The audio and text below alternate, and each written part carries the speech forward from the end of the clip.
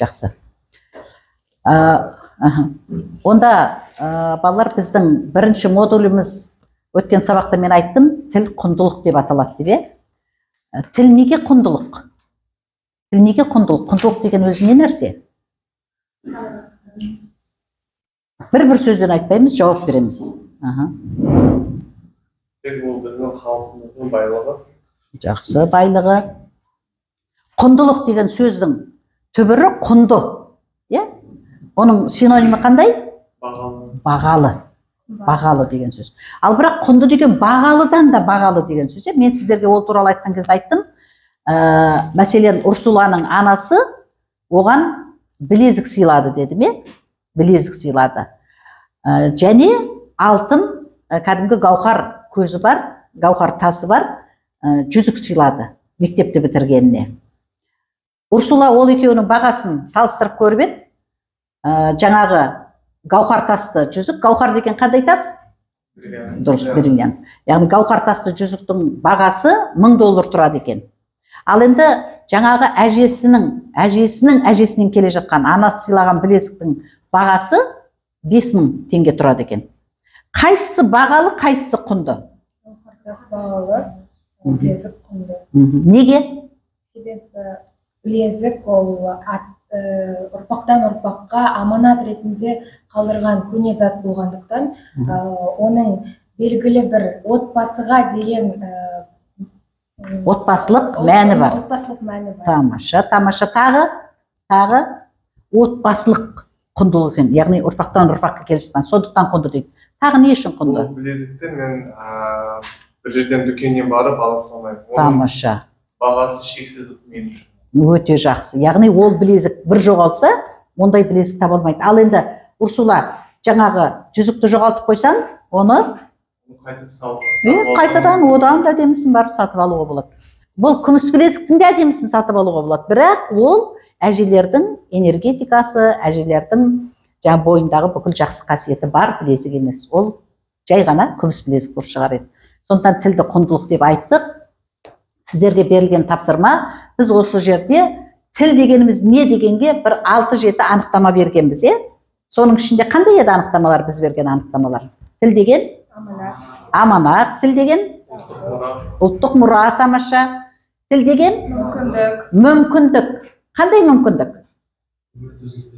Жаратушы берген ең ұлы мүмкіндік, яғни адамға берілген ең ұлы мүмкіндік. Оны бізге Абай бабамыз айтқан, адамдар бір-бірімен бірлесіп тіл табысу үшін оларға тіл берді дейді. Сондықтан да адам қоғам болып өмір сүреді, мемлекет болып өмір сүреді. Әлем адамзат болып бірге өмір сүру үшін оларға тіл берді дейді.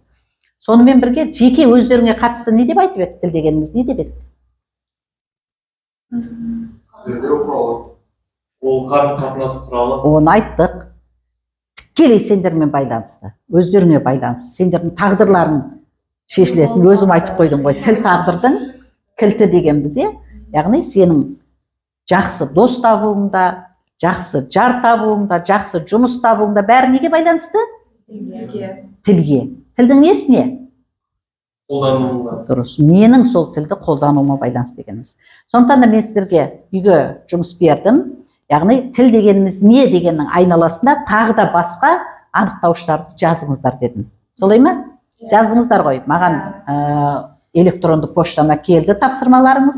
Енді сол жазған жұмыстарымызға сүйеніп қараймыз. Сіздер оқисыздар, соның ішінен өзіңізге ең жақын, өзіңіз бір жаңа деп тапқан анықтамаға түсінік бересіздер. Келсеміз бе? Үйге деп берілген тапсырма солай болатын. Кім бастайды? Кім бастайды? Урсула келе ғой.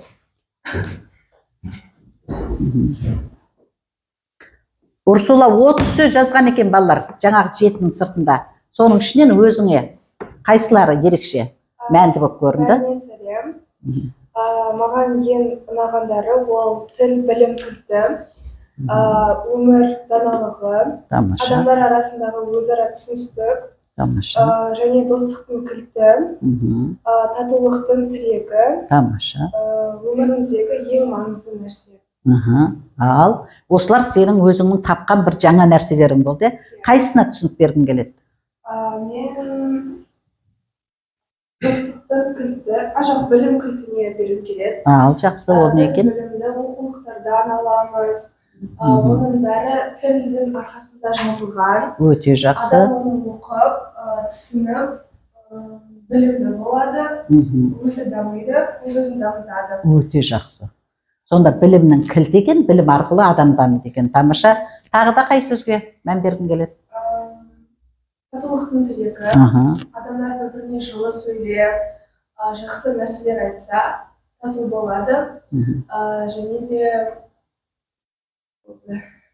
тату болса не болады?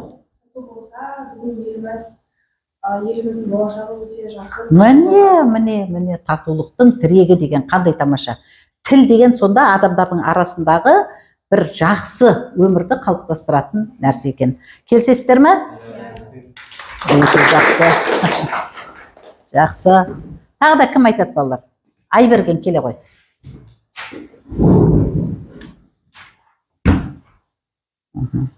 Айбергенді мұқият тыңдаймыз. Айбергенде 30 сөз жазыпты, соның ішінен өзіңе ұнаған 5-6-ын оқыды. Соның қайсысына бір 2-3 сөзге анықтама бере ғой. Бостандықтың белгісі, ол елдің тарихы, тамаша. ұлттың ерекшелігі деген,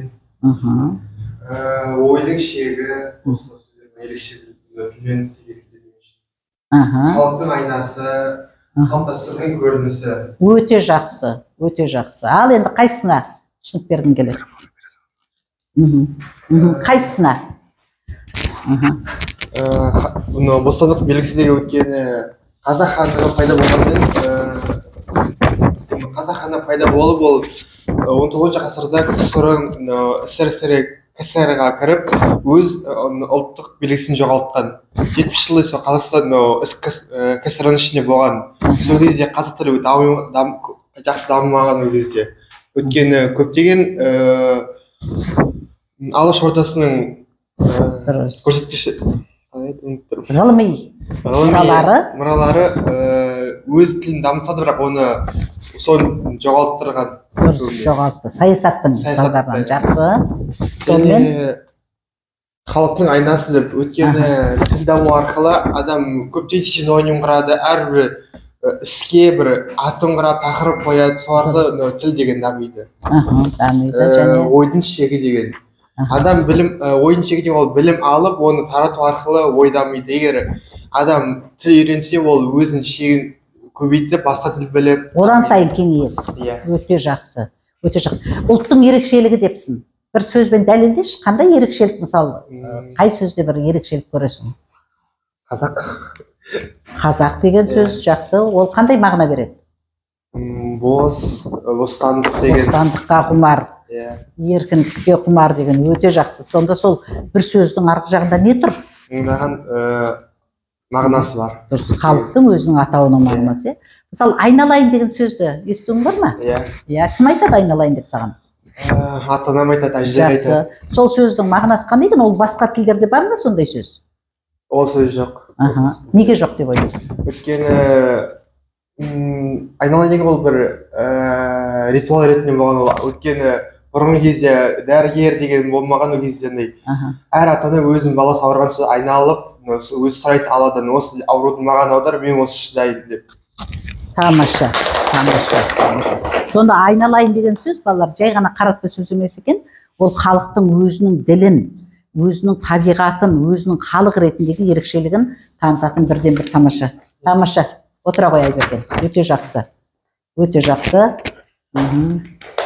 Тағы да жақсы. Назерке. Назеркенің де жазғанында мен өте көп жақсы ойларды көрдім. Жақсы. Мен тек ең маңыздыларын осы бетке түсірдім. Себебі басқаларын сізге жіберген болатынмын.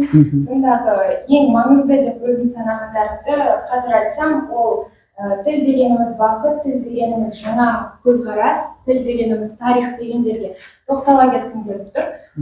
Себебі тіл біздің тарихымыз болмаса, жалпы бізді өзге елдерден ерекшелеп тұратын нәрсе, ол біздің тіліміз. Басқа жерде жоқ, сонымен қатар өзіміздің қазақ деген атымызға сай болатын біздің қазақ тіліміз, сондықтан да ол атадан балаға келе жатқан тарих деп алсақ болады. Сосын жаңа көзқарас деп айтқаным, ол өзге мән беріп отырыңыздар балалар, сұрақ болса қоямыз. Өзге елдермен бізге қарым-қатынасқа түсуге өте бірден бір керек құрал ол тіл. Сондықтан да тіл арқылы біз жаңа көзқарастарға ие боламыз. Өте жақсы. Сонымен қатар тіл дегеніміз бақыт. Бақыт деп алған себебім Мұқағали Мақатаевтың «Үш бақытым» атты өлеңі бар ғой. Тамаша. Сондағы өлең жолдарындағы ал екінші бақытым тілімнен, тас жүректі тілімнен тілімдедім.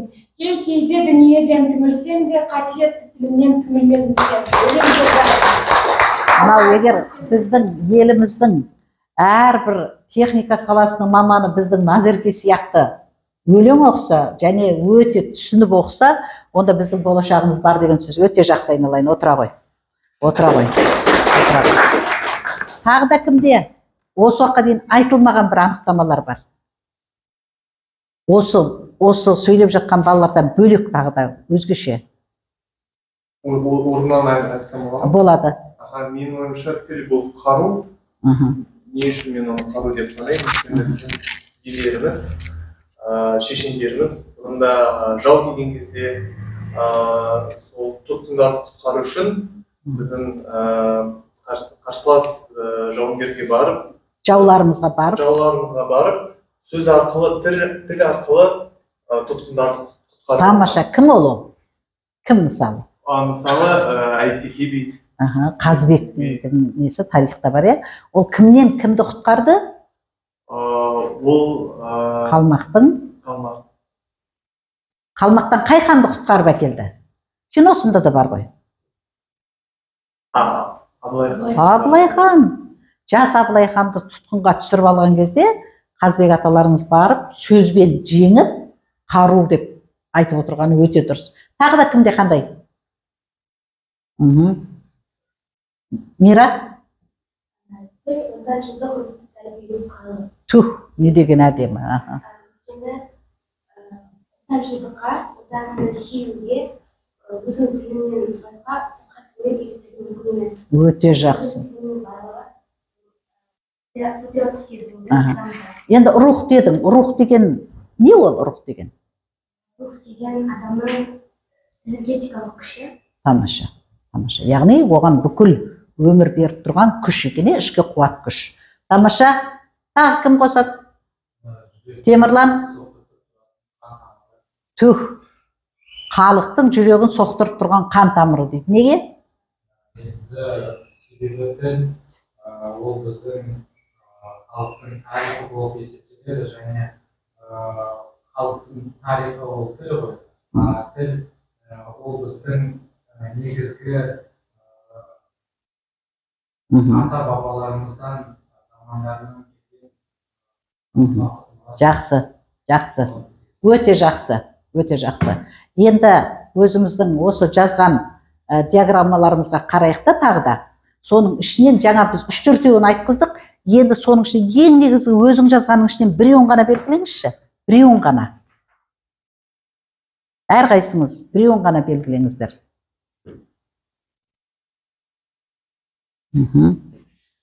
Алина, не белгіледің?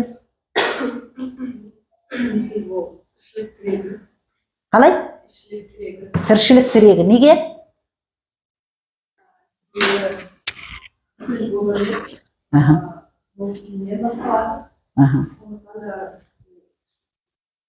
Бәрі тілден басталады. Өте жақсы. Мақсат? Тіл ол ұлттық мақтанышы. Ұлттық мақтанышы. Неге?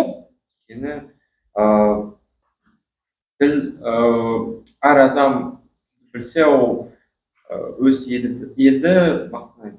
Дұрыс. Көрсетеді. Дұрыс. Сенің достарыңда өзінің тілін, өзінің халқын мақтан ететіндер көп па? Иә. Бірақ орысша сөйлейді. Ол мақтаныш бола ма? Жоқ, негізі олар қазақша да сөйлейді. Біреулер орысша, біреулер қазақша. Жақсы. Тілін білмеген адам кім деп еді Паустовский? Білмейтін және білгісі келмейтін адам. Жәндік деген не нәрсе? Орысшасы емес, не жатады оған? Құрт құмырсқа деген сөз. Сонда тілін білмейтін адам құрт құмырсқа дейді.